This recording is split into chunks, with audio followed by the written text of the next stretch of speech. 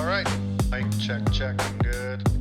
So I'm Ceron. Ceron, CWB Association Welding podcast. Podcast.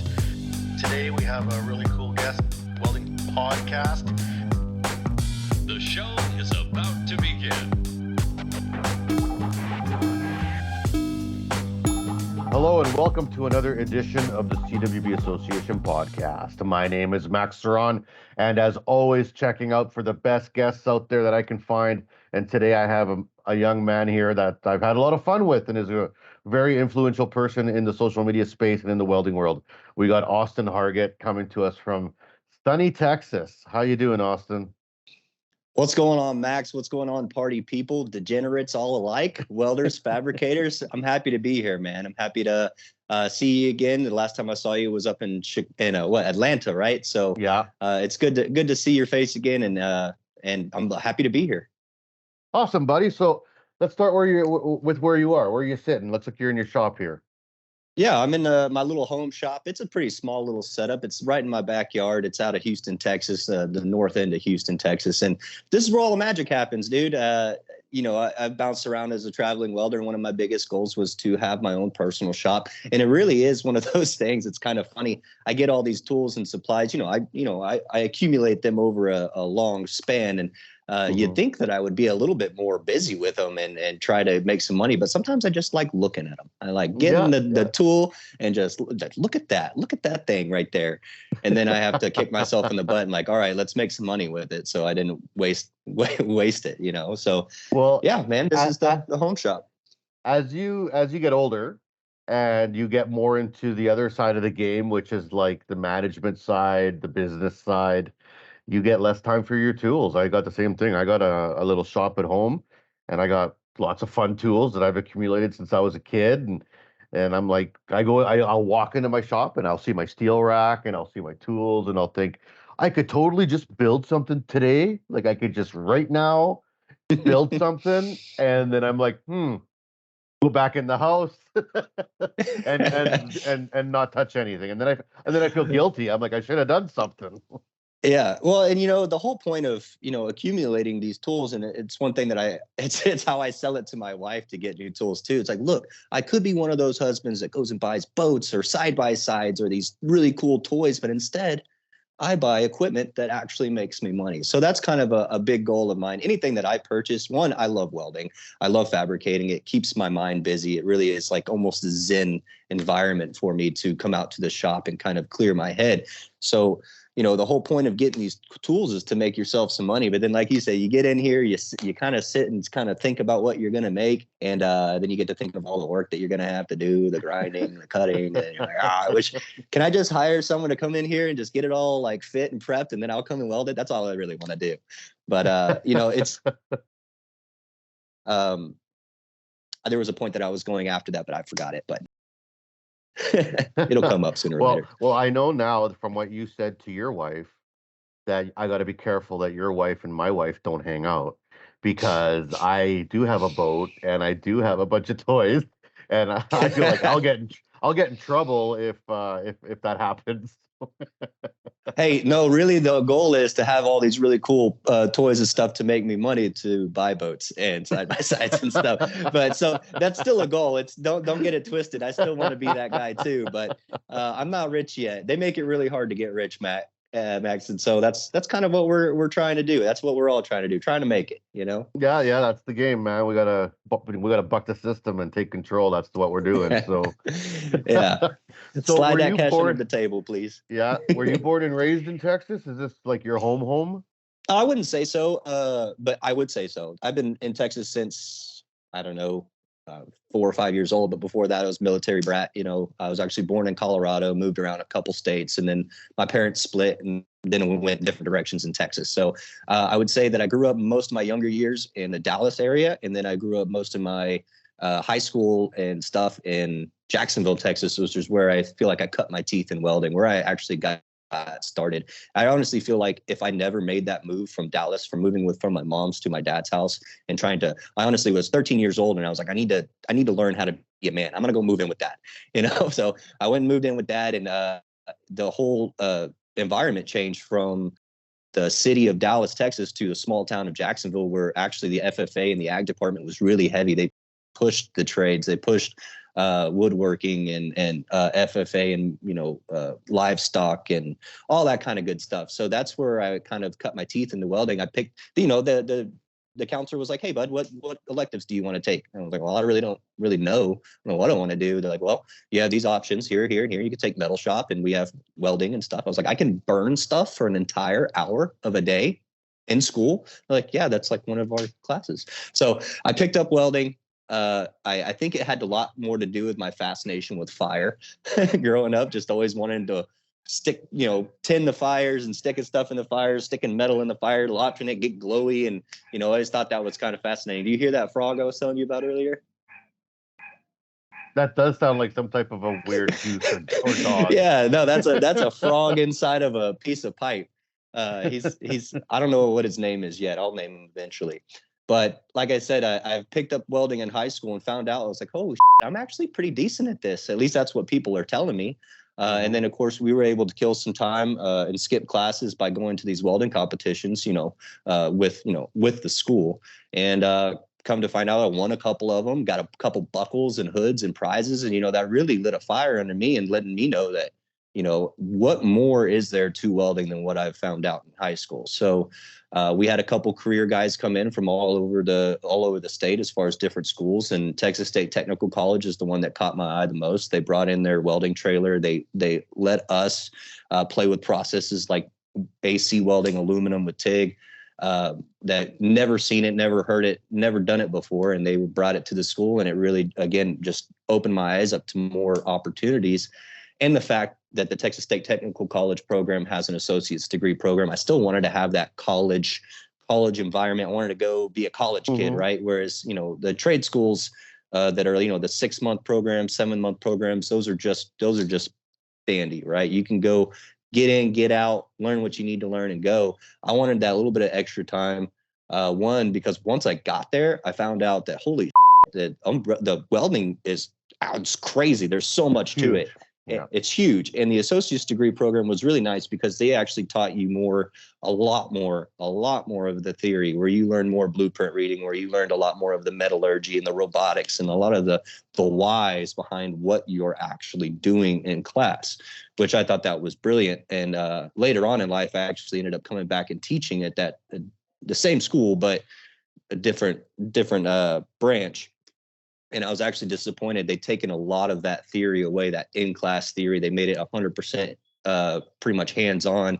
And then it was the student's responsibility to go learn that at home, which I don't know if you've ever cracked open a metallurgy book, but that's not something that you can just learn by yourself. You really do need, especially welders, man. Welders got into the trade because they don't like books. We don't want to sit down and read and all that. We need to work with our hands. I need someone to show me. I'm a very visual learner. Like, you can sit here and tell me a project that you want me to build, and you can use your hands and all that kind of stuff. I'm going to tell you to stop. I need you to put it on paper, draw it out for me, hold my hand so I know what you want and what you need. I'm a very visual learner in that sense. But like I said, Texas State Technical College opened my eyes to a lot of the industry that goes on. And then after I graduated welding school, I moved into a pressure vessel shop, welding to ASME code, Section 9. And it was also eye-opening. They picked me up right out of school. I was as green as can be, right? And this is one of my favorite stories of getting started after welding school, because a lot of kids, they expect a certain pay grade, right?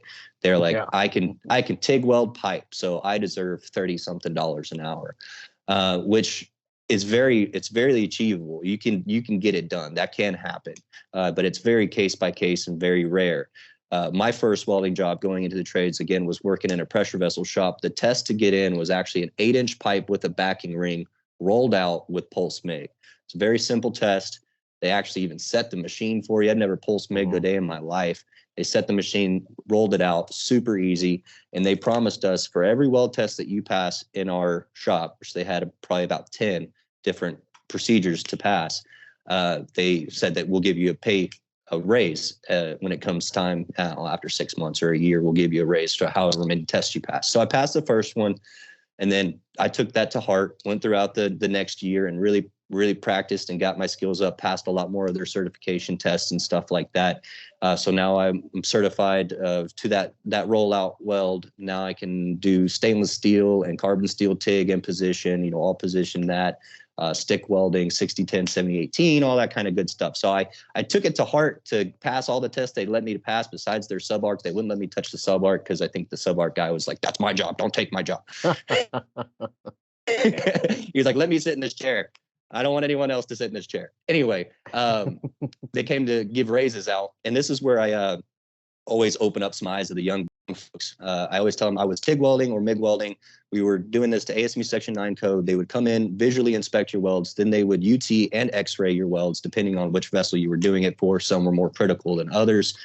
You had to tell anywhere from 12-inch pipe to sometimes 140, 170-inch diameter pipe.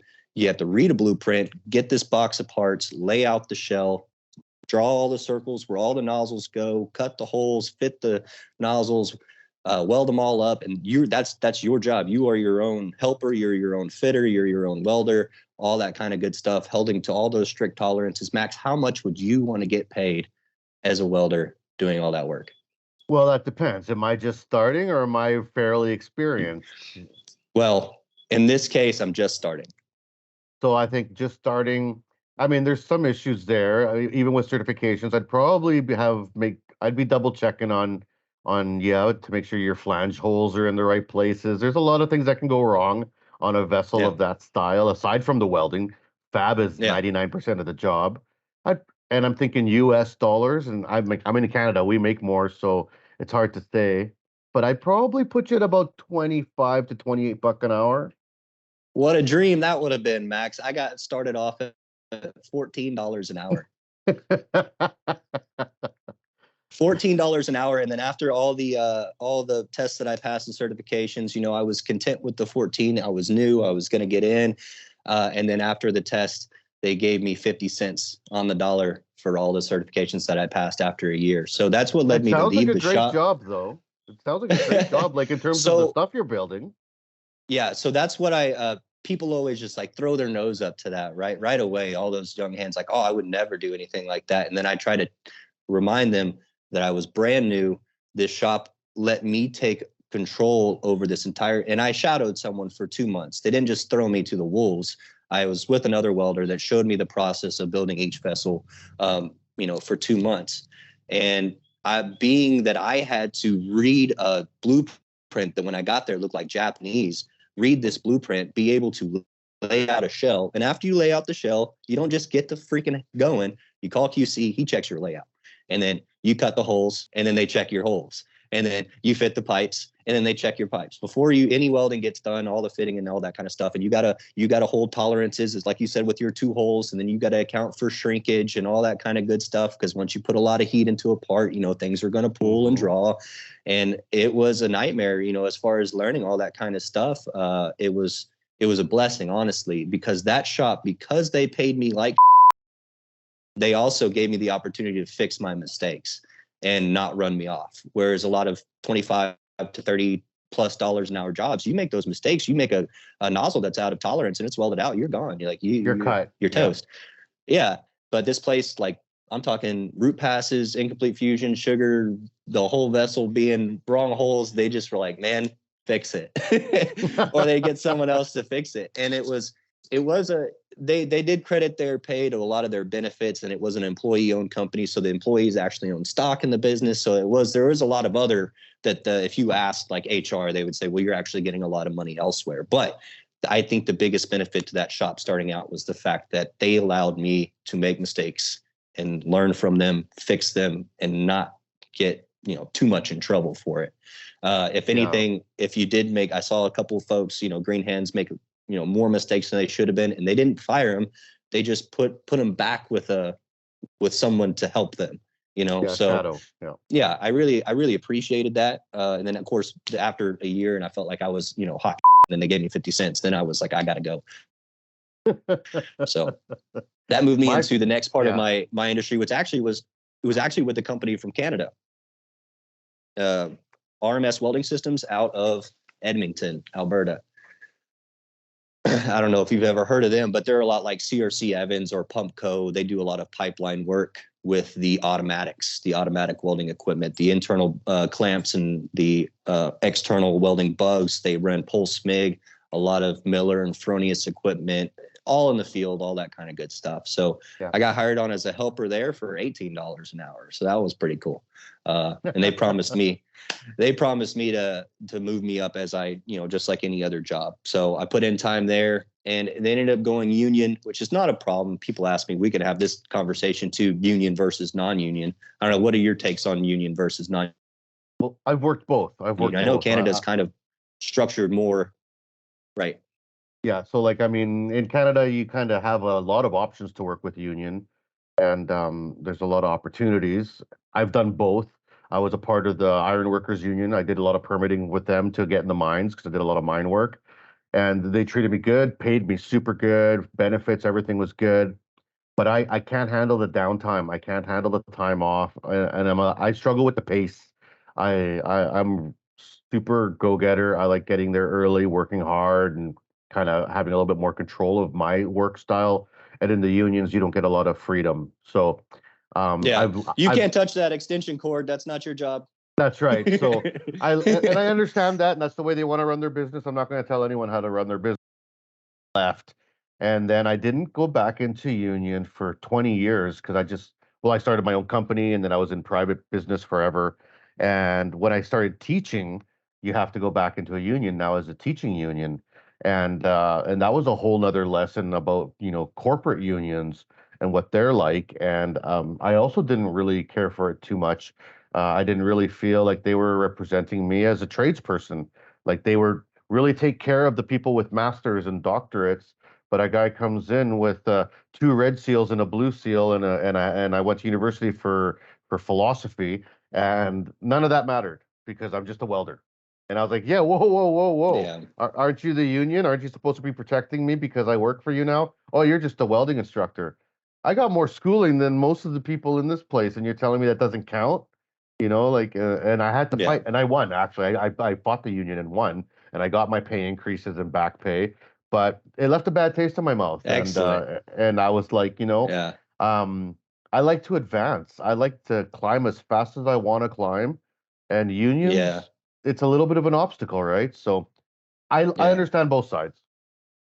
Yeah, that's kind of what led me to. I worked there for about 3 years, and it was honestly a great union job because a lot of pipeline work you're very familiar with. Whereas you go out to a job, you work for anywhere from a month to 2, 6 months maybe, and then you get laid off, and then you wait for the next one. Well, this was a beautiful gig in the fact that there was a shop here in Houston where we had all the equipment that all need to be constantly overhauled and upgraded or repaired. So I wasn't hired on as a welder. I was hired on as a technician. So my job was to overhaul the equipment, right? But as the technician helper starting out, a lot of my job involved taking these shacks that set over top of the pipe that had all the wire feeders and all the equipment inside of, all the leads. I'm talking 200 foot of leads just jammed into this shack and hoses and stuff. And the welders and helpers would use the welding equipment and just tear it apart. And we'd have 17 to 30 shacks out on the job site. And then when the job was over, they'd get sent back to the shop. And then it was my job to basically take each individual shack, rip them completely apart, clean everything. And then that was like kind of like the work, right? That Yep. grinding seams, beveling pipe and all that kind of good stuff. And, I was like, I know my place. I'm going to work my way up. And they sent me on a couple jobs, and I don't know if it was just because of who I was helping. He wasn't a very good mentor.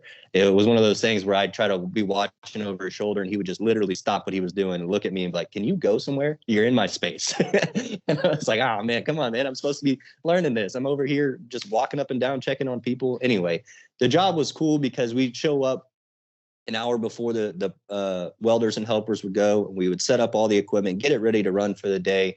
And then we would sit up in a truck basically as the welders and helpers showed up. They would go in, they would work. On their breaks, we would go in, do preventive maintenance on the equipment, and on their lunch breaks and all that kind of good stuff. So we ended up getting an extra hour throughout the day on that. And then we'd stay an hour after to shut everything down and get it ready for the next day. So we worked like 613s during the job, and made a lot of money as a young kid. It was fantastic. And then when I'd go back to the shop, it was back to those helper duties, and it was kind of a you know how long it can be in between jobs. And so we're staying at the shop doing all this work. And then I think the final straw was them not pushing me up into the technician spot that I'd wanted to be in. I was really still had a hand in welding, and all the other technicians were saying, "Hey man, you can weld. Why aren't you welding instead of doing this technician stuff?" And I was like, man, I just have an opportunity here. And I think the final straw was when the boss's younger brother came in and he started doing all that technician stuff like day one. I've been there for 3 years, and I'd been wanting to tear apart a Fronius machine and understand the bells and whistles and how it hooks up to our equipment and stuff. And he got to do that day one. And that's when I started looking for a new gig, which actually led me to teaching at 22 years old. I may or may not had fibbed on a resume and got into a school to be a teacher at 22 years old, because it's like a minimum of 5 years experience is what they required. And at that point, I think I had like 4 and some change, but they got me in. I was the youngest instructor there. I had no interest in teaching, Max. I didn't care about the kids, the teaching. I was honestly terrifying because I knew how to weld, but I didn't necessarily know how to teach. And but I wanted to get my hand back in all these different processes. So I figured, hey, if I go teach, I get to at least play around and practice without, anyone getting on to me, because it's my job. I'm supposed to be welding this pipe to show these people how to weld. I can't say kids, because at that time I was the same age as most of my students. So it was cool. And I think, honestly, the best part about teaching, I ended up loving it. I ended up loving the camaraderie between the teacher and the students and the instructors that I was with, but kind of similar to your saying of, the corporate side of stuff was really what left a bad taste in my mouth with a lot of these schools is they don't trust the welder's perspective, right? They have 20 at this school is they credit it to be one of the largest ones in the nation. And we had 30 welding instructors on staff. And of course we would have our weekly meetings and stuff, and we would say our piece. It was more of a smile and wave for the corporate people. And then the next school that I worked at, it was a very similar thing. I felt like I was pushing the school in the right direction as far as their curriculum, but I couldn't get what I needed. I couldn't get them to listen to what I believed that what we needed to change, because it's been done the same way for years. And after, going out in the industry, after the pipeline job, I went into the teaching, and then I left the teaching after I got my CWI, and moved into production piping, where it was a lot of rollout stuff, TIG, MIG, flux core. That stuff is awful. If you're a welder getting into it and you want to go weld production, I hats off to you. Go do it. It's a good living. It's all you can weld, and you can make some money doing it. And however, it is all you can weld, and you don't stop welding. And those guys are up on that catwalk bird dogging your time and all your welds. It is get it and go. You got to go, man. Anytime that you slacked up and kind of chilled out, they'd be looking at you like, why aren't you welding? What are you doing, man? And you'd have these big old pile of spools that you would weld out, and you're like, all right, I'm gonna knock this out as fast as I can so I could take a little breather. You put that last spool in your roller, you weld it out, and you lift your hood back up, and there's a whole nother spool right there waiting for you. And you're like, oh my God. But unlike that shop, compared to the first one that I worked at, they did not care about safety. You could have be grinding naked in that shop, and they didn't care as long as you were getting it done. And they had terrible insurance, right? The pay was closer to what you were saying. It's like $28 an hour to do this production stuff, which is what I would have liked to make back when I first got it starting. They didn't care about your safety. The insurance was horrible. I got something in my eye because I wasn't wearing safety glasses, went to the doctor. I had to pay out of pocket for that, which, you live and you learn. It's the lessons that you learn. And the other thing was, if you made a mistake, that was the first time that I got fired.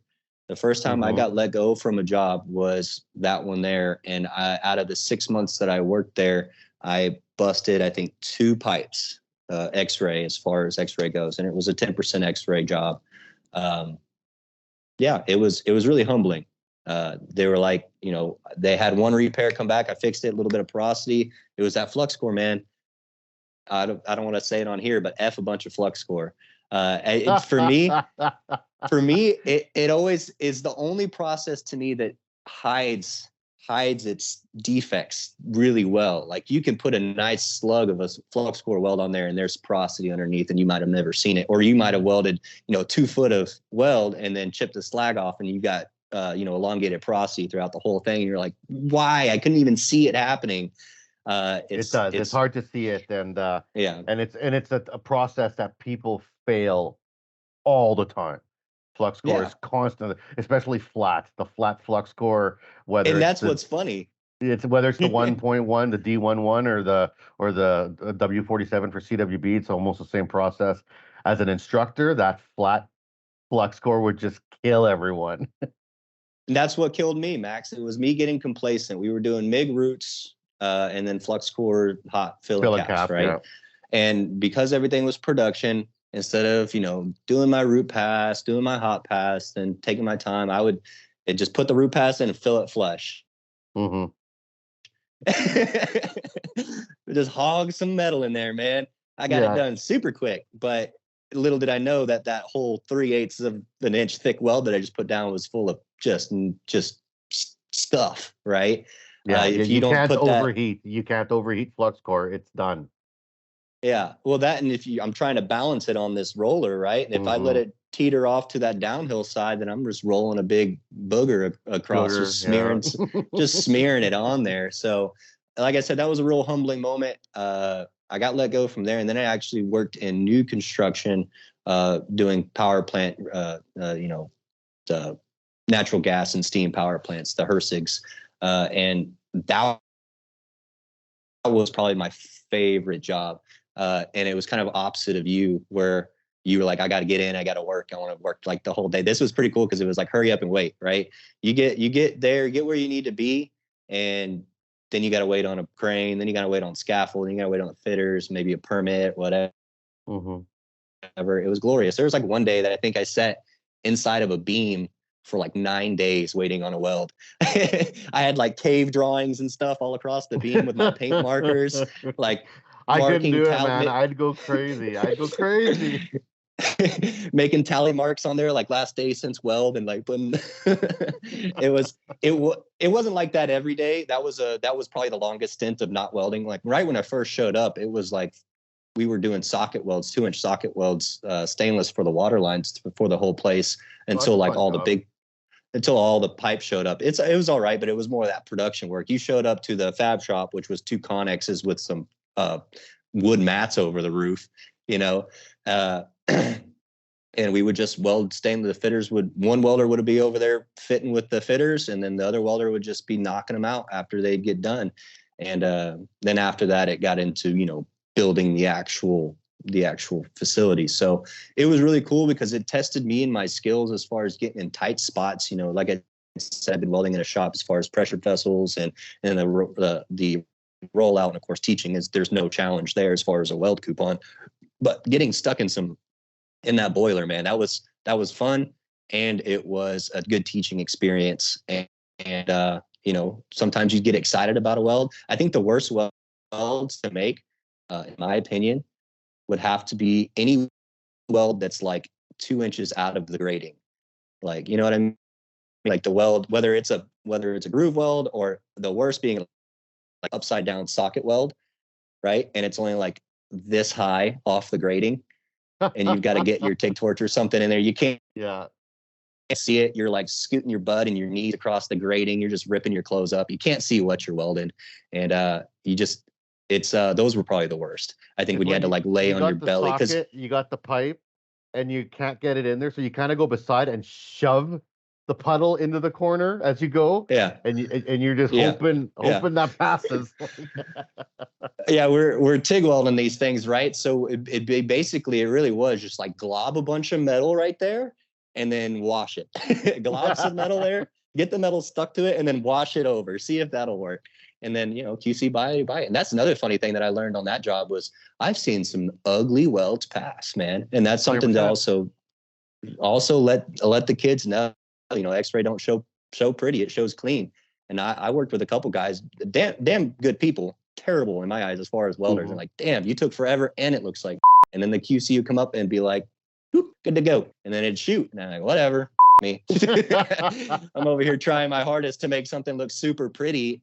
Like, you don't have to come in and, I know they say make every weld better than your last, and you really should be striving for that. But some days you just don't have it in you. Some days you just get what you need to get, and then you're done.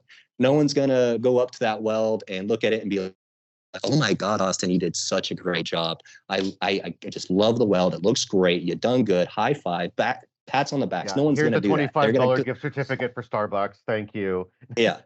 No one's doing that. They're just gonna come up, whether it looked beautiful or whether it looked average. It got the same quality. Sometimes the inspector would give you the old, damn, it looked like about to fall off the pipe. It's so slick. Well, that'll make you feel good. But you're just doing your job, you know? Well, I got like you gave me a lot of information there, buddy. I got some questions. All right. First of all, you're one of the first people I've had on my show from the US that went to an actual tech college for welding. In Canada, it's really common. Like everyone here goes to college, and like apprenticeship is huge, 3-year program, lots of metallurgy, lots of the back end stuff to get your red seal. This is very rare in the US for people to have an accredited program like that. Now, for you to go to Texas State Tech and get, your welding, how much of an advantage do you feel like that gave you over other welders? Because I always tell people like metallurgy is the problem solver. When it comes to metallurgy, understanding metallurgy, you can look at a weld and already know what the is going on because you understand what's going on like inside of it, as opposed to welding programs where you're just learning how to run beads and pass coupons, and that's a different game altogether, right? Yeah. You've got to have both. And as far as an advantage, did it give me one? Absolutely. And I would tell my students that they could either pick between, the TSDC did offer a shorter program where you didn't have to go and get your associates and all that kind of good stuff. And they would ask me, should I do that? And I say, absolutely. You're here, you're doing it already. Just go ahead and you're going to learn more. You're going to learn more as you get through this. And you have more time to weld too. You get more time to refine your skill. I don't believe when it comes to like, I've said it before and I'll say it 100 times. There is no shortage in welders, Max. There isn't in the world. There isn't a shortage of welders. There's a shortage of quality. Everyone and their grandma's a welder. I've taught well over 1,000 students. And out of those 1,000, I would say maybe 100 are really going to make it in the industry because they took that actual time to refine their skills. A 7-month course, a 6-month program, the way they do these schools, especially down just in the States, is they cram everything. Like when it comes to structural pipe, alloys, high frequency aluminum, they cram it all into one program. And it's tough to get good at one certain thing, so by the time they get on with the program, you've got a welder that's very subpar at all these processes and doesn't have a lot of theory behind it. But they've got this nice certificate that says, hey, I train, I'm a welder. And then they go to a job and they can't get one because they don't know what they're doing wrong. And a lot of that, the metallurgy and a lot of the science and the theory behind welding allows you to troubleshoot those problems and know what you're doing wrong, go up to any machine and be able to set it. The fact that a lot of these students, the schools are moving towards all the theory is all done at home by themselves, is they're not going to do it. They're not going to learn it. They'll fail it and just say whatever. And the way the grade system is set up is that only accounts for like 30 or 40% of your, like 30% of your grade. So you can literally bomb the entire theory and do really good at the hands-on. And granted, now you're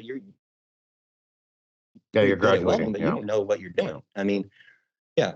And that's the other thing. Like you can graduate a welding school program with a C, a 75, 80, but to make it as a welder, you need 100. You need A's, A++, every single time. And that's what I don't know if a lot of students are really thinking it through whenever they're just being a little bit complacent with what they're doing inside these schools. Like you've got to understand you're working towards being a skilled craftsman. And in Canada, they take a lot of levels to become that skilled craftsman. Whereas down here, we get you in, we get you out, and we wish you the best as soon as you're out the door. And I think there's a little hit and miss when it comes to that. Now, what about the AWS stuff? Like, in terms of certs then, like, ASME 9, we have it in Canada. Even though we have our own CWB boiler and pressure vessels, we still use ASME 9 because it's worldwide. It's pretty common. But we never see any AWS testing up here, even though the States does use CWB testing quite a bit. Did you get lots of AWS certs, and like, did they help you lots? Like, how does that work out for welders down there? So I want AWS to push more of getting their certifications and understand or getting. So the thing is, a lot of companies down here, they do their own certification processes. They don't need another, third party certifications. They'll just do. Why would they, pay for that certification when if they can get the procedure qualified to their own deal? Then at the end of the day, every job that I've ever had has tested you whether you had an AWS cert or not. The cert looks really good on paper and it might get you through like the office, but as soon as you hit the shop, even if you're certified for that exact process and position, they're going to make you take it there anyway because they want to see you do it. Have I ever gotten a AWS cert? No, I have not ever gotten a AWS cert because every job that I've had certified me there. Now, I have gotten my CWI to be an inspector, and I think the AWS has a lot of quality resources for those that want to learn that theory and a lot of that technical aspect of things and how to grow in your welding career. I do wish that the certifications were more accepted, as far as throughout the country. So I can tell a student or tell someone, hey, go get an AWS cert and you're good to go. Like it is like it's going to go across the globe and you'll be able to weld anywhere you want. But that's a whole nother story. And then of course, if you don't use it for 6 months, you've got to recertify. So again, it comes down to like wherever you're working is probably going to just certify you anyway. And another funny story, when I was working in that pressure vessel shop, I started doing a lot more TIG than the pulse MIG that they had me start on. So when my certification was come up to renewal, I hadn't pulse MIG in 6 months. So instead of taking the whole test, the only criteria, which is I guess a kind of a loophole, right? I don't know if it's like that in Canada, but here in the States, you have to use the process within 6 months, and then you have to recertify. If you steady use the process, you never have to recertify. Okay, so after 6 months, say it's 5 months and 3 weeks, my QC would come up to me. He would have a scrap piece of plate. Tell me I'm gonna weld 3 inches and then sign off on the recertification. He was like, "Congrats, you welded it within 6 months. You're recertified for another 6." Yeah, no, CWB is not like that. Yeah. CWB is recert every 2 years. Every 2 years, but our certs are national across Canada. You get one cert in one job, one place. You're good for the whole country for 2 years, and actually 87 or more countries around the world. So like our certs do pick up and go. So many Canadians go to like Australia or Germany or France because once you get your certs here, you can just get on a plane and go work in another country, no questions asked. So like, I mean, then it feels like it's an investment, and it's only every 2 years. It's not so bad. Every 6 months would drive me crazy. But I mean, if you got that loophole where you just got to lay the weld down, that keeps it pretty simple, right? Yeah, but you just got to find the person to sign off on it. And again, that wasn't through AWS. That would require me to go to an actual ATF to recertify, and then it would probably be a different certification. I'm not buddy with the quality control that's at my job, right? So, and talking with Guy Seguin from Canada, he's one of our hosts with Weld.com, and he's explained to me a lot of the certification processes and the steps it takes to get certified. And we did a video for Weld.com on the difference between certifying just a 3G weld with AWS and CWB standards, and it was cool because I think the reason why the CWB is more widely accepted is because it's a lot more strict. There's a lot more rules to the game. Whereas if I take a heavy wall pipe test, 2 inch, we'll just go to plate to keep it simple, right? That video, a 3G weld, not the 3GF, which is the CWB deal, right? That 3G weld qualifies a welder for flux core welding, 3G and below.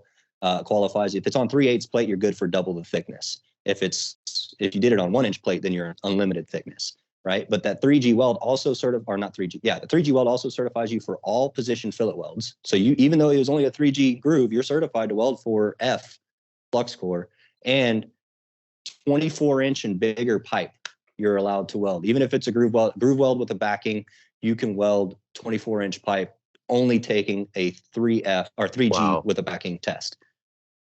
Yeah, it's pretty crazy. And then of course, if you go look on the CWB standard, you have to take every single one of them. Every single one. This one. You got to hit them all.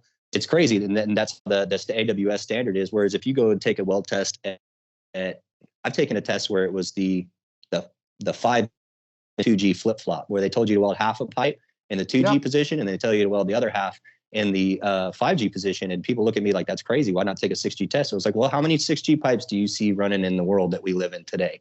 Not a whole lot are going up at that angle. So they want to see you proficient, because in my opinion, a 2G has a lot more difficulties than a 6G. The same does the 5G. The 6G is honestly one of my easiest tests, because it's like, it's not all the way down. You can always work the angle in your favor. And the gravity's not. Yeah, and then the gravity's not pulling near as hard in a 2G. I think a 6G is honestly one of the easiest tests that you can take. That's why some companies opt to do the flip-flop, because it's more challenging for a welder, and it shows a little bit more proficiency. Well, the tie-ins between the 2G and the 5G sections, because it's thirds. So it's a third 2G, 2/3 5G. And that 2G switch on both ends, 99% of the fails will happen. Like you gotta really plan how you stack your welds on a 6G, and you can grind as much as you want on an ASME9. So you can just get in there and just sit in that booth all day and make that 6G look nice, and you're gonna pass. Like, right. Well, you say planning your welds, and I think that's a big thing too. When students, especially going into it and watching a lot of YouTube and stuff, they're like, you do a root pass, you do a hot pass, and you got to do 2, then you got to do 3, and then you got to do 4. Screw all that. You don't put the root, the hot pass. That's pretty much standard, right? But after that, I always tell them in the analogy, like, how many tacos does it take you to get full? Well, it depends on the day. It depends. Yeah. It depends, right? How big are the tacos and how hungry am I? Well, consider your bevel, your stomach, and consider your filler metal, your taco. We're running 332 stick rods. We're going to need a lot more tacos, because we've got, we've got an inch bevel. But if we're running some 532s, not so much. So it doesn't matter what you put in between that root and cap. It just has to be solid and clean. Like I was like, you guys got to dumb it down a lot more. Just take 2 pieces of metal and make them one. Everything in the middle of those 2 pieces just got to be metal, with nothing in between. Well, students will always do that. Students will always try to be like, exactly how many passes is it? Is it 5? It's like, dude, stop thinking like that. Like, yeah. If you got to grind a little down here, add a little there, blend it here. If they allow you to do the grinder, I mean, man, do it, man. I've seen welders in the field grind their entire weld down flush before they cap it and then score it. I mean, if, like you say, ASME9 allows you to grind all and everything, do what you can to make it perfect. If you don't have to grind, more power to you. But use that grinder as your tool. And I hate the phrase oh, you're a welder, not a grinder. Like, well, man, a grinder saved my way more than one.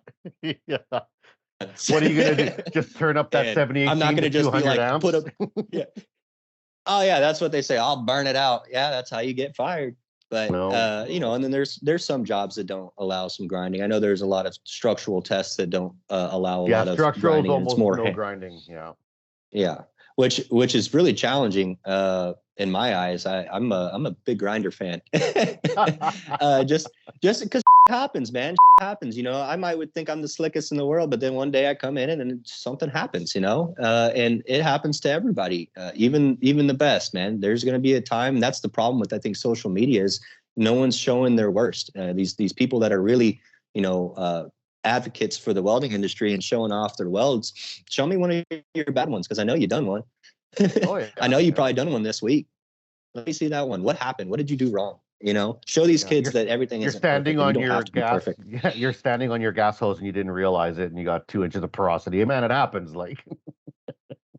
Yeah. Oh yeah. One of the worst things, when you're standing on your stinger and you're starting to weld and you can't get any more stinger because you're stepping on it, and then you go to lift your foot up and you just hog smart strikes across the side of it. All right, so and that's another.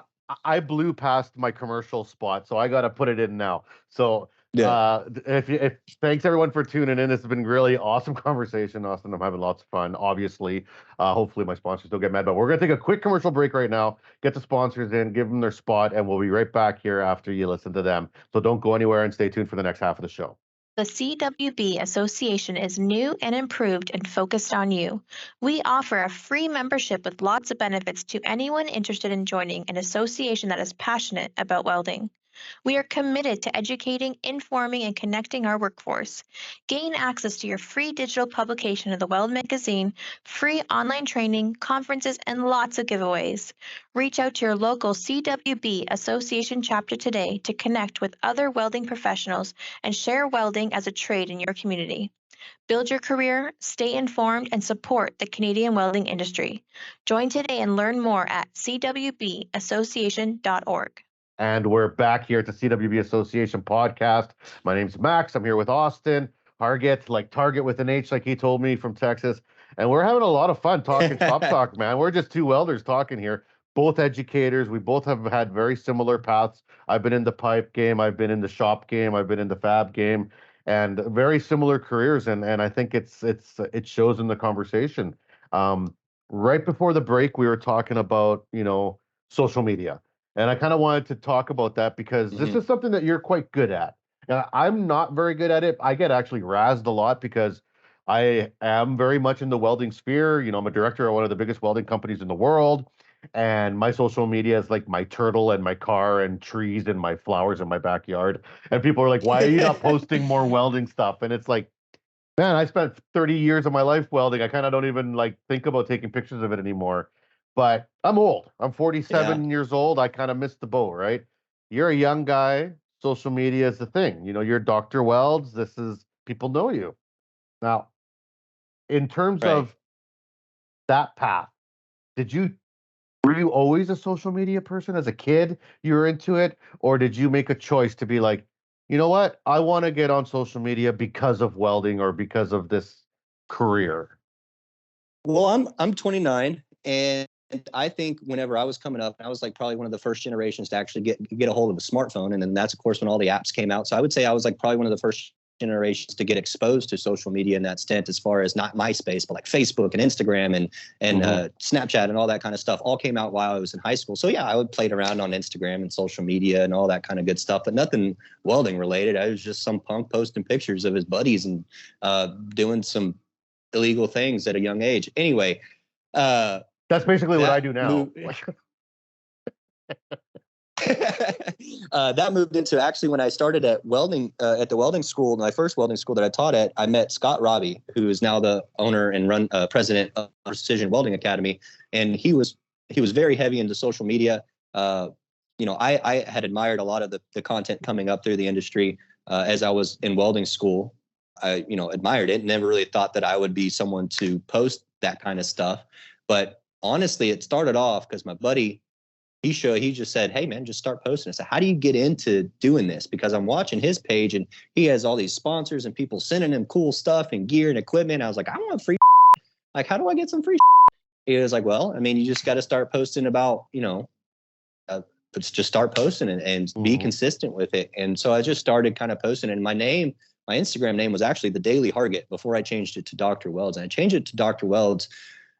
Honestly, I thought the name was corny as but it was kind of like that whole SEO thing. I'm going to be a lot easier to find, search, just organically come up because of the name.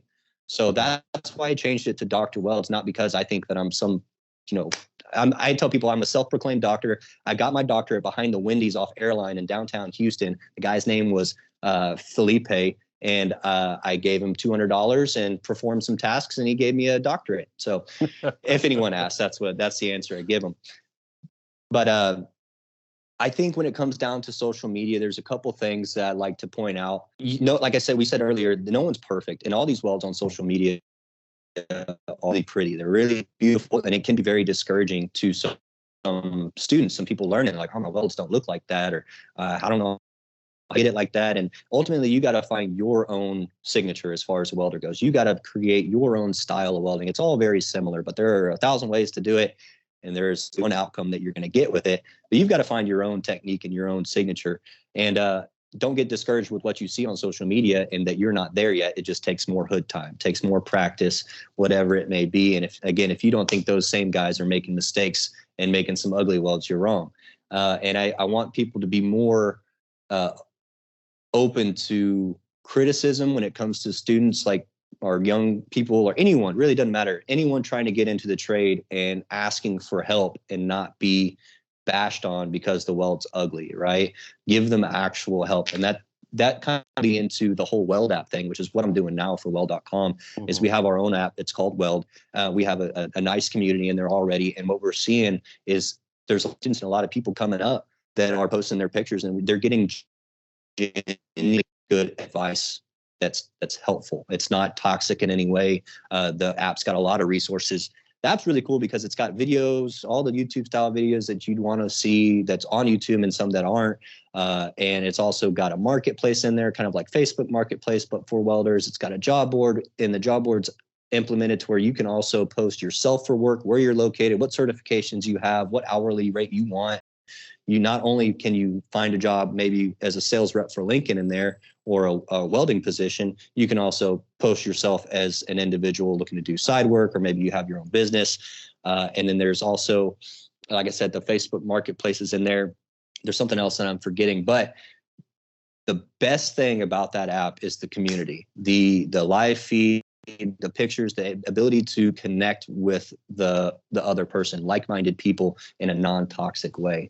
So that's what I'm really happy about the app, and to really push everyone in the community in there, because it is what I believe to be the one place that welder should be as far as the community. Well, when we talk about the welding community, social media, welders in general, fabricators, I'd always tell students and people that it is a community, and in a community, everyone's different. It's like a basketball team. You don't have every basketball team that's out there in the playoffs right now with, 18 Michael Jordans on the bench. Everyone's got their skill, everyone's got their place, and everyone's got what they can contribute. You go to social media and you're seeing a very small percentage of the people out there that have really dialed in that one thing that they're showing you. Maybe you will never be as good as them. That's okay. Maybe you will never be able to do that, 4G TIG, 316 with the right color and all the beauty. But maybe that's not your game. Don't try. Try, have fun, play with it. But maybe you're the sickest, whatever welder and something else. Or maybe you're the best planner and you are the worker at your job that never forgets the tools, never forgets the cables, never forgets the electrodes. You're the one that knows the codes. We need them all. And I find that social media just focuses on the visual part of the industry, where it's like, hey, what about the prep work? What about the guy who cut the pieces and prepped them and took the burrs off? And what about the fitting and all the other steps that took place, making sure that the right gas is in the bottles, making sure that the lines are clean, making sure that all these things are happening. It takes a community to make welding happen. And that's all sorts of people, even right down to the saw guy who never even went to school. Right. He can't screw up. He's got one of the most important jobs because he's got to cut everything to within a 16th every day, all day. And people are like, oh, that's just a thaw guy. Man, he's like the most important guy in the goddamn shop. Like, no, it's absolutely 100% true. Every shop that I worked at, that's the other cool thing about the industry, about welding, is you could go so many places. Even if you didn't want to stick to welding, there's another portion of it. Like you said, maybe you like being the saw guy. Maybe you want to cut a bunch of pipe or plate all day, and the pay's good. Well, who cares? There's guys that are bending plates, rolling plates, cutting holes, laying things out. There's just so many endless opportunities. It really is. And then even so, now you're getting a lot of time under the hood. You've worked up a reputation. Now you're moving into a foreman position. Now you're a general foreman, or maybe you wanted to go into the quality control aspect of it, and then you're working your way up. Next thing you know, now you're in management. There's a lot of different things and avenues that you can get to as far as welding that isn't just, like you say, the visual aspect of it. And that's something, to be honest, no one wants to weld their entire life, at least in my opinion. I love welding, and I will do it till the day I die, but doing it for a living till the day I die is not what I'm prepared to do. It is a labor intensive job, and some more than others, but it's not something that I want to know what's next? What's the next step? Right? I've got into my position. I'm a welder now. I'm welding on this position, or I'm welding in the field. I'm welding on the pipeline. What's next? Is that what you're going to do next? You're 24 years old and you're going to stay in this position forever. This is it for you. You're happy. What's next? Where are you going to go next? And usually that leads to some sort of management or getting off your tools, right? Yeah. Which is perfectly fine. That goes into growth as being a individual in the industry. You don't want to be stuck. I've seen helpers that are 60 years old just grinding beads for a living, and that was just a lot of life choices that they could have done a little bit better, so well, and to be honest, dude, we need, and I'm just always got to think floor. about what's next. We need people from the floor to climb, because there's nothing worse than going into a shop and finding out that the general manager doesn't know anything about welding and he runs a welding shop he's got a degree or a master's from some business college. It's like, man, I would rather work for someone that used to be a welder 20 years ago and now is my boss Yeah. than someone who never did, right? Yeah, and then that's what goes into like what we were talking about at the beginning. You know, on the corporate side of stuff, those office guys, they're like, I always would make jokes as they walk through the shop. I'd kind of hiss at them like y'all don't even know what's going down. Y'all don't even know what's happening down here. Like y'all are coming in and like nodding your heads and pointing and making all these decisions, but y'all don't even know what the heck's happening down in your own shop. And that's what really irks me. And then, like you said, you get a guy that come into a position or woman, whoever it may be, and they're telling you all the stuff that needs to be changed or done. And then I'm looking at the welder that's been here for 20 years. And I'm like, this guy's got really good ideas. We should maybe try his thoughts out. You know, he's been here. He knows how this place runs. I think he should be running it, or she, you know, whoever it may be. That's what, you know, a lot of these companies should be looking towards, like you said, moving people internally, or that's actually how I got the job that I'm at today. I don't actually advertise it a lot, but I'm the operations manager for Weld.com. I'm not on my tools anymore. Get some content and some educational bits and stuff, but they hired me not because I have any experience with marketing, any experience with sales, any experience with a computer, really. I mean, other than what I learned in school, you know. They hired me because I know welding and I know welders. At least I like to think I do, right? And that's why they brought me into the position that I'm in. And I feel like it's really helped the channel. And I think we're growing. We've got some growing pains, but we're growing in a direction that I feel like is a good one for the welding industry and to help the not only Weld.com grow, but the welding community as a whole. I wanted to focus the business as Weld.com to be not necessarily focused on, you know, what content we're going to make next or who's going to be sponsoring that, but more towards how can we help the welding community. Forget all that. Forget the dollar signs. Forget the whatever it may be. What can we do to help? Like, how can we bring the CWB in? How can we bring the AWS in? How can we put all of the resources any welder could possibly need into one location so that you don't have to go and travel from YouTube to the CWB to, you know, whatever it may be, wherever, to wherever you're trying to find the information you're trying to find. How can we put it all in one location? And that's kind of where we're going with this whole app idea and the transition from Weld.com being, you know, the social media influencer channel that it's been for a decade to an actual resource that people can utilize on a day-to-day basis. Oh yeah, we have a calculator. I should have said that too. You know, Miller's got their calculator. Lincoln's got a calculator. Everyone's got a calculator. We needed a calculator. I stared at a computer screen for like 2 weeks looking at spreadsheets. It was freaking awful trying to get this calculator lined out. But hey man, at CWB, they came up to me and it'll give you some amperages. Yeah, at CWB, they were like, we need a calculator. And I was like, no, we don't. Everyone's got a calculator. We don't need a calculator. Just send them I'm not making a calculator. We're good. Yeah. But yeah, man, what it really comes down to is what's next. Where can we grow, not only as individuals, but as a welding industry and as a community? I mean, as individually, I've got a tube bender in here now. I'm learning how to bend tubes. Now I'm trying to grow. I'm trying to learn something else. There's always something new to learn in this industry. And that's what's beautiful about it is you'll never learn it all.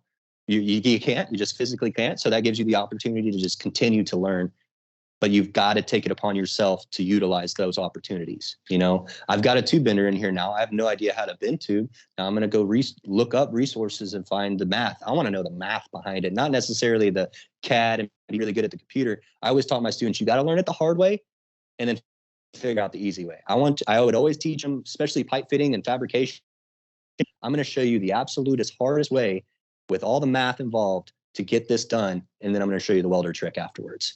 That way, if you don't have a tool or whatever, you still know the math. You can still get it done if you don't have your little welder trick available. So that's been my next goal as far as that goes, is doing some side business and stuff like that and learning math behind bending. I know takeoffs to a 90. A 6-inch 90 is what the takeoff is going to be 9 inches. Yeah, right.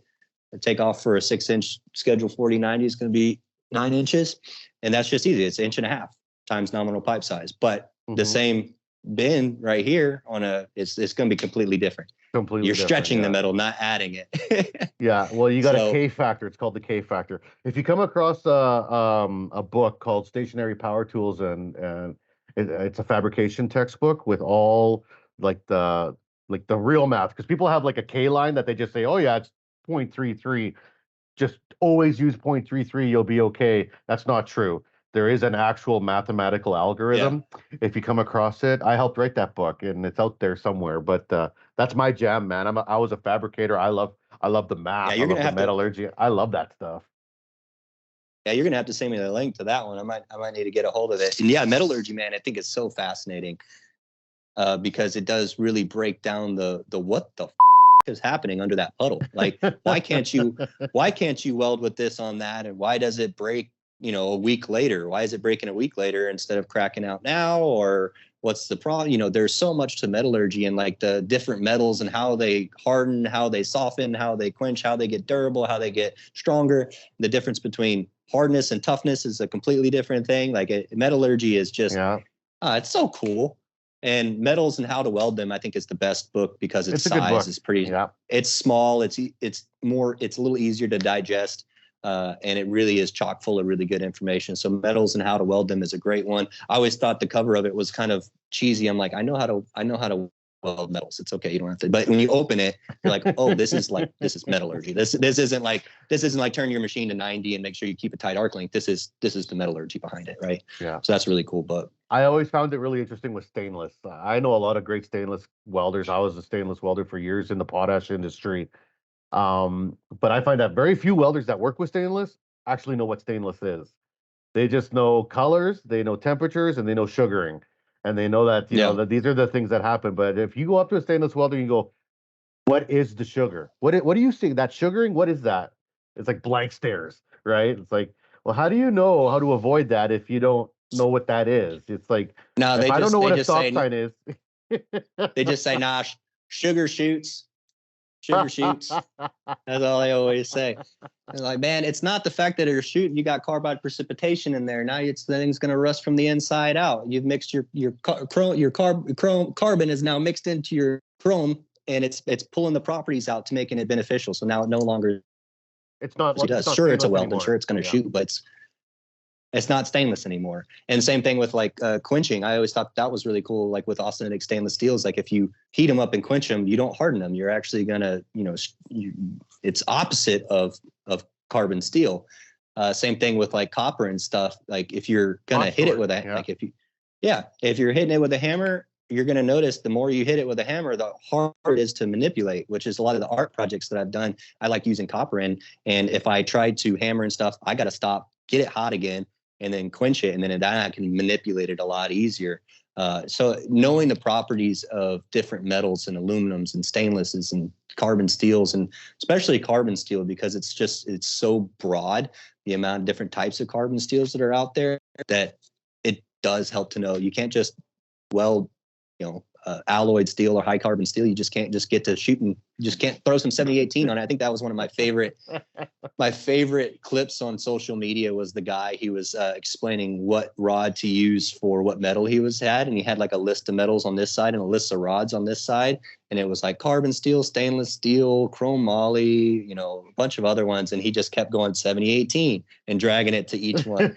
Well, it's 7018 everything. Don't worry, 7018 everything. It's great. It's the only rod you need. So that's another thing about schools is they're only teaching the basics of coupon welding, 6010, 7018, and carbon steel TIG, stainless steel TIG, when there's just a lot more out there. So there are some schools that are more open. They have their set curriculum, but I know for a fact, like Precision Welding Academy, Scott, if you have something that you're more geared to, like you don't want to go through the entire program, you just want to learn one thing or another or something special, that he's willing to work out some sort of program that's more specifically designed for you. Same thing with Underground Metalworks and Arc Junkies podcast. I don't know if you heard that Jason's taken over the Underground Metal. I knew a long time ago, and I was sworn to secrecy. Right on. I think Jason's going to do a fantastic job over there. Especially, I think that's the way all schools should be. Is let them pick what they want to weld. Let them pay the price for it, and then if you can certify them through an ATF there, then that's perfect. That's awesome. They have every opportunity they want, what they want, not what you think they want. And that's what a lot of schools do now, is they require the the state requires the school to build a curriculum and have it set to that, and it has to be done that exact way, or it's not accredited. Which, at the end of the day, all these welding schools, it almost pisses me off because it says you'd be a certified welder when you're done, and they're not. They have a certificate of completion, right? Mm-hmm. That's their certification. Their welding. Yeah, we could talk about that for hours because I struggle on all sides of that argument. I totally understand the need for curriculum and baselines and, standards. But then I also have the industry on this side being like, hey, we got our needs and our standards, and industry is different, block by block, business by business. So it's very tricky. And I think in the US, you guys are making it, or it's very complicated in the US. You could have 3 welding schools on the same block, and all 3 are teaching completely different things, which as a student would be really hard to figure out what I want to do or who to go to, right?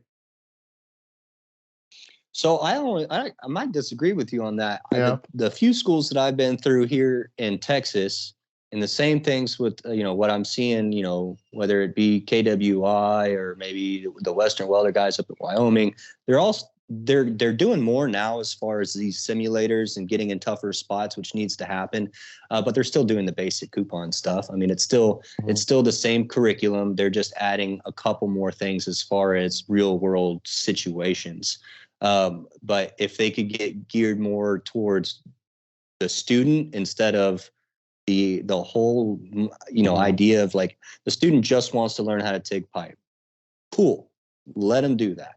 Let them just TIG weld pipe instead of making them take the MIG, the flux core, and the stick and all the way to get to TIG. Like they're spending, some of these schools are well over 20 grand for their time, and that's a lot of money. And if I individually only want one thing, I don't feel like I should have to pay the full price, especially if I have no interest in any of that, which maybe, like you said, we could talk about for hours because it's all case by case, but it's definitely an interesting thing that I like the business model that the Underground Metalwork School has. Yeah, there's a lot of success for it, definitely. And I think almost in our perfect world, you have both. Where, okay, you have this and you have this. What do you want? Do you want to go like the generic route, or do you want to go the specialized route? It is what it is. Yeah. I was joking with Jason because, like I was saying, the schools, they don't give you an actual certification like an AWS cert or CWB cert. You don't have one unless they're an ATF and you took those steps to get an actual certification. I was joking with him. I was like, well, I'm just going to start telling people that I'm teaching lessons in my little home shop, and then they can come learn whatever they want. When they're done, we'll high five. I'll take my CWBA stamp and tip it on their forehead, and they can walk out the door. And then, it's just, that's basically what they're doing at these schools. It's just like, all right. And that actually was what led Scott to build his school the way he's trying to do it, is because he saw some flaws in another one. I actually this is a funny story. I was teaching, I don't want to put the school out, but they would get me in trouble because I would fail students because they were liars, cheaters, thieves, coming in late, lazy, whatever they may be, just a quality bad egg. And they would pull me into the office, not the student, and ask me, what can we do to make Johnny do better? I'm like, you can just let him go. Like, he doesn't have the mentality, doesn't have the drive, the passion. He's a thief. He's literally stolen from students. He's stealing plates. He's stealing tools. He's used my own weld to turn in for a test. And I would for bend tests and stuff, I would weld the demo for them to show them how to weld it, and then they would go weld it, and then we would bend their test, right?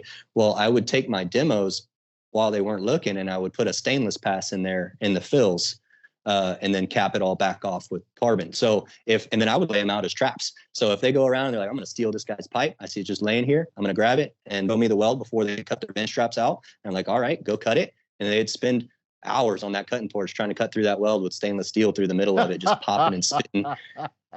And they'd come back and like, man, I don't know what happened. It's just not cutting. I'm like, well, I know what happened. You stole this pipe. This was my coupon. I put stainless in there. You can't cut stainless with a torch. And if you're going to waste my time, I'm going to waste your time.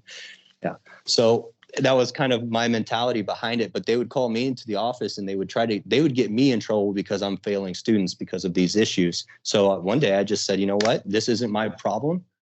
Everyone that shows up is going to get a passing grade. If you show up, you're going to get a passing grade. And that entire quarter, they gave me instructor of the quarter. They gave me a private parking spot, a brand new welding hood. And that's not good for the industry. Like, that's not good for the industry to have all these people just they run out rewarded there. me. Yeah. No. Yeah, and they're putting this is one of the bigger chain schools as far as welding schools go. They're putting these schools in low-income areas, and they take any government grant whatsoever, and anyone and everyone can get a grant, go in there, and literally just walk out and be a welder.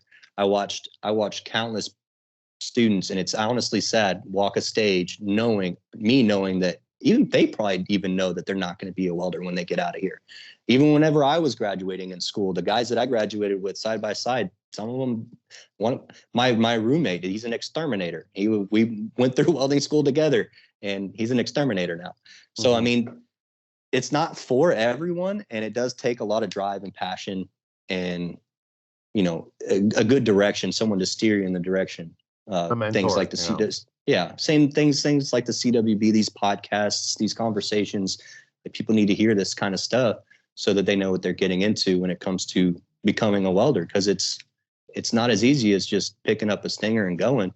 I had one kid, he went to chip his first slag, and a piece went down his shirt, and he literally ran out of the building, like sprinted, because he was like, I don't know, something jumped up and bit me like Forrest Gump. And he literally ran. I didn't see him to the next day. He left his bag, his tools, he left everything. He chipped that slag and went down his shirt. He screeched, ran out, and I never saw him until the next day. And I said, what happened? He said, man, I got burned. I was like, bro. Get used to this. I said, bro, you're in your, and he had gotten all the way to me. He had gotten to almost the very last class. And I was like, how'd you even get this far without getting burned? I don't know. So I do think there are some kinks and some growth that the industry needs as far as education goes. And I'm hoping that we can steer it in that right direction. Now, what's the future look like for you? You know, we're getting close to the end of the interview, and you've said, you know, I don't want to be on the tools for the rest of my life. You've done a few different things. You got a good job now with weld.com. You got your shop. You got, you know, you can do your side hustle, as all of us can. Now, what do you see yourself doing? You're only 29 years old, man. Like, you got another 25 years ahead of you for work. What are some of the dream gigs you see coming up, or what's in the next 5 years? You know, I always laugh. I'm a religious man, and I always say that, you know, when you make plans for yourself, God laughs, because you never really know what's going to happen down the road, what direction you're going to take. If you would ask me a year ago what I'm doing now, I would say, bullshit, that's not going to happen. I don't know. That doesn't even seem like a realistic thing, you know? So being where I'm at now, you know, the glory of being a welder is you're never actually out of a job.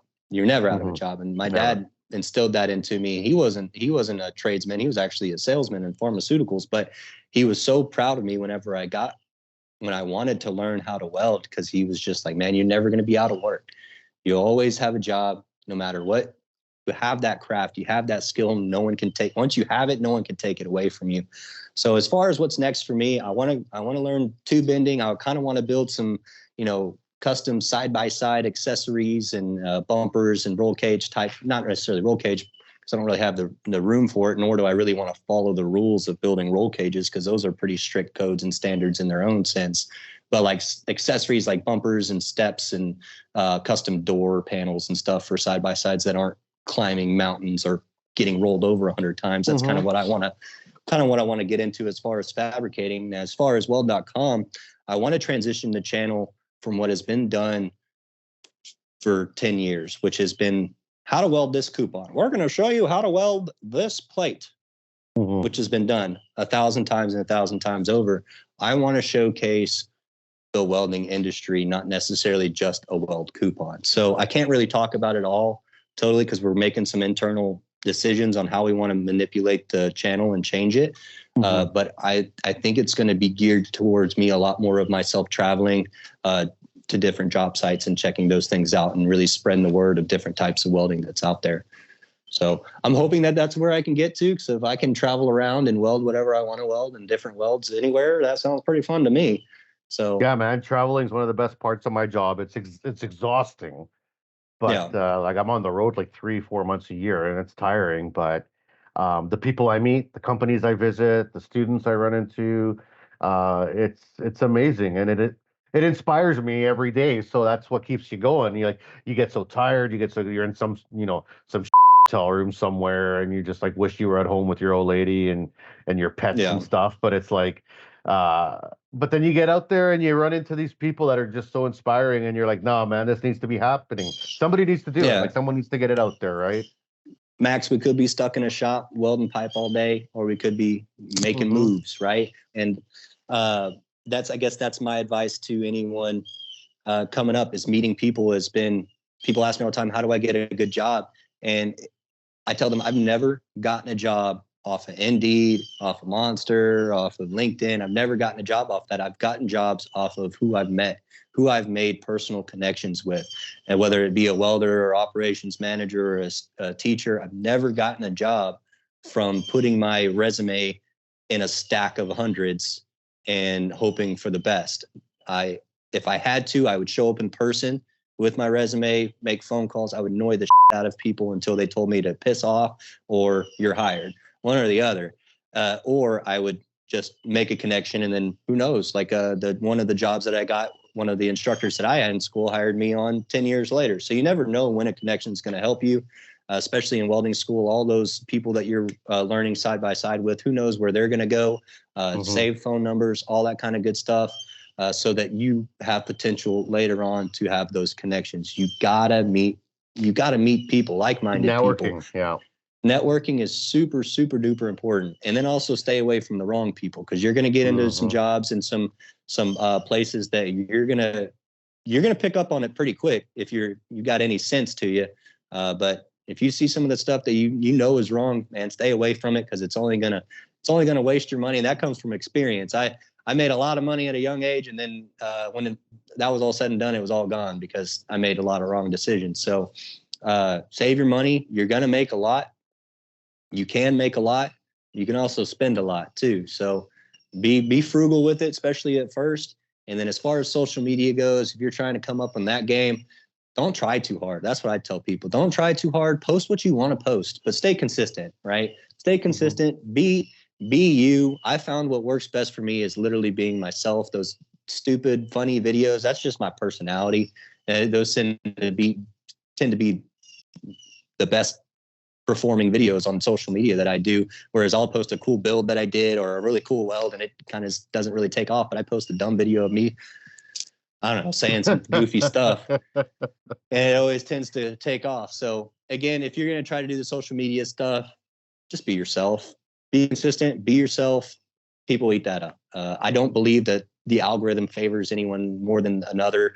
I think if you're not getting showcased, I think you're just not that interesting. I don't want to be that guy, but I've seen some influencers that are like, I don't understand why my stuff's not taking off. They're really popular on one platform, but not really popular on another. I'm like, maybe there's a different kind of people over here different audience. Yeah. So I don't know. That's my advice. Network and just be yourself when it comes to the social media and, finding jobs. All right. Now, second last question for you. How's it like being a dad? Congratulations, by the way, on your baby. How old is he now? It's she. Her name is Emerson Marie, and she is a little over a month. She's a little over a month now. This morning, I changed probably the nastiest diaper I've ever changed in my life. It was full to the brim, man. And she had nothing but a smile on her face as I was gagging and getting through it. So it's a blessing. I've never, when someone first told me it's going to be a new feeling, you're never going to, it's something completely different. It'll change your life kind of thing. And up until the point where I was actually holding her, did it actually click? Right. I'm in the hospital with my wife. She's going through labor. I'm just like, I don't understand why people do this. Like, this is wild. People not only do this, but they do it more than once. I don't see. And then as soon as I held my baby girl, it was like, I get it. That makes sense. So, and are you like, I want more right away? It's interesting. Oh no. I got to figure this one out first. Every time I feel like I've got it figured out, she throws a curveball at me. So, I definitely am not stopping at one. She hasn't deterred me from that, but it's definitely a learning experience, just like anything else, just like welding was. You just got to keep at it. To be a good father, you just got to be around and take care of the things you need to take care of, and then you'll get better at it. So I'm getting better at my dad jokes. She's already getting a handful of those. She don't understand them, but I'm liking them. I laugh at myself on a daily basis. You know, it's funny. You sound like a fresh parent because you're like, I don't got the hang of this yet. Trust me, I have. My kids are gone. I had a daughter first. She's 25 now. You never get the hang of it, bro. Like, it's not a thing that you're like, oh, today I got this. I know how to parent now. Every day is a fucking adventure, bro. You're gonna have a very, very awesome time raising your daughter and whatever kids you have. But I had a girl first, and I think that's best.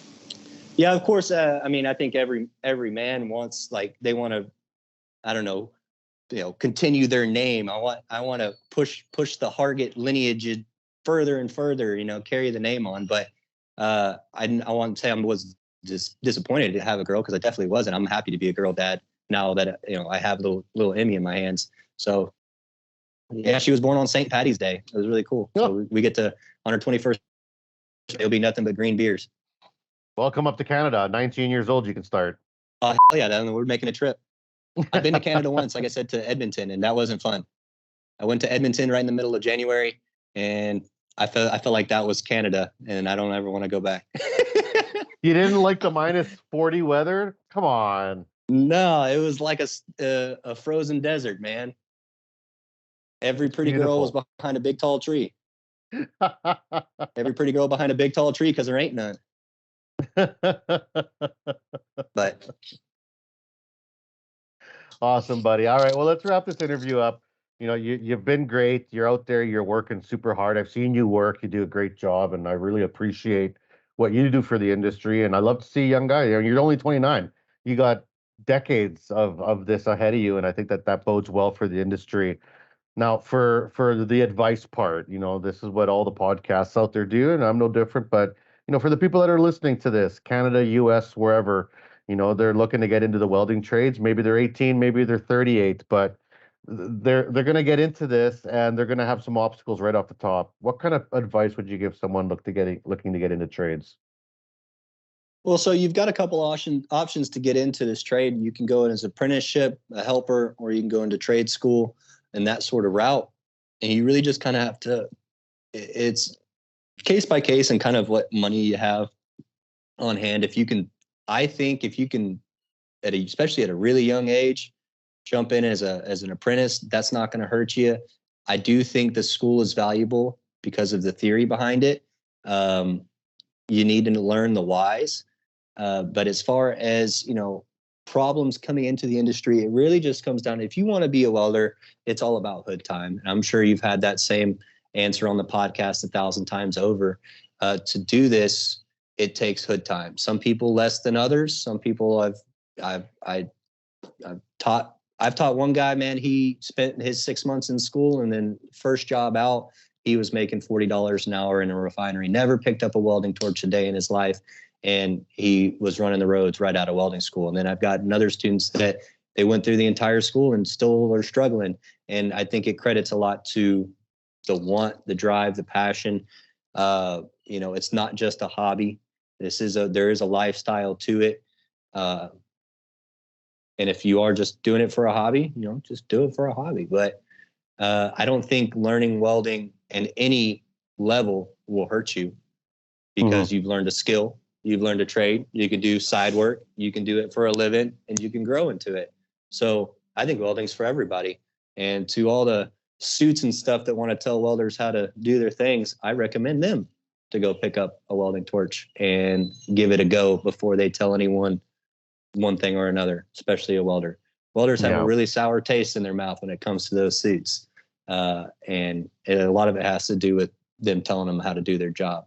And also respect your inspector, man. You want to have an easy day on the job site, and respect your inspector. A coffee and a donut goes a long way. Man, you can fight with them tooth and nail over what they want. Learn what the inspector wants to see, and don't weld to you, weld to the inspector. right? At the end of the day, it's not your weld. I mean, it is until he signs off on it, and then it's his weld, right? Mhm. So at the end of the day, you want to weld to them. Otherwise, you're in for a lot of rework and a lot of frustrations, and then it leads into some arguments and blah blah blah. Learn your inspector, respect them, and if they're telling you something that you know is crossed, then check them. But you're not going to know that they're wrong unless you get the theory behind it. That's right. So That's you've got to learn the code just as much as they do. So there's a lot to this welding stuff. It's not just crack it open and go. There's a lot to it if you really want to be a serious money-making individual in this career. Yeah. All right, buddy. Well, I really appreciated having you on the show. I'll be seeing you in Chicago for FabTech. I assume you're going to be there. Yeah, we'll be there. I might have to bring you up to Canada one of these trips. I'm bringing up Becker here in October to Canada for one of our conferences. I brought up Stephanie Awesome. last year. I might have to put you on the short list, but it's been a lot of fun. And Absolutely. well, you said you didn't ever want to come back, so I don't know. I might have to bring me back in the summer, or maybe to over to BC. I know there's a lot of stuff over there that I'm familiar with. All of Canada is the same now, so we're good. Right on. But yeah, guys, go download the Weld app. Follow me, Austin Hargett, inside the app. Guys, get connected to our community. And Max, I'm super pumped to be here. Super proud to be on this podcast with you, and I appreciate the time. Awesome, man. And for all the listeners and people that have been following along, keep downloading, keep sharing. Success every day. Our numbers go up week by week for 2 years straight, and I love seeing that steady climb. And that's not us, it's the guests, and it's the people out there that are working, sharing it. So thank you all, and stay tuned for the next episode. Don't go nowhere. We hope you enjoy the show.